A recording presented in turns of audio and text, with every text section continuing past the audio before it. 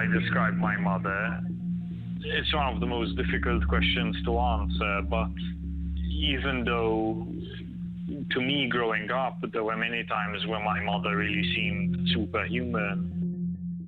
For me, the past 2 years have been like one long day or like one long nightmare from which I never wake up.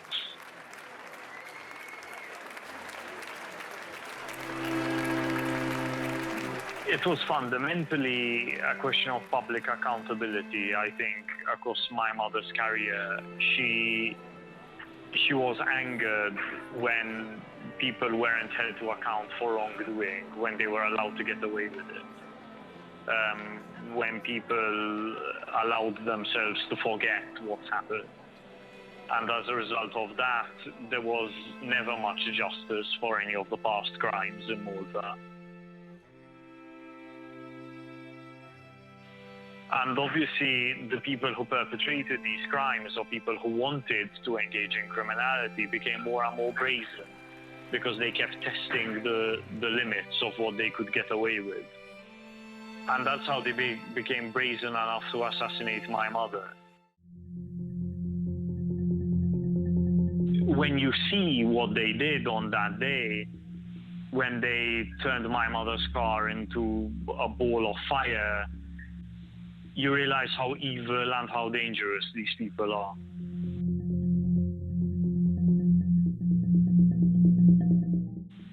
Anger at the Prime Minister and his Chief of Staff. I thought then, and I think to this day, that they are the people who are ultimately responsible. The Prime Minister's Chief of Staff has to go to prison and has to spend the rest of his life there. That's what I was thinking on that day, in that moment when I was standing in front of the car.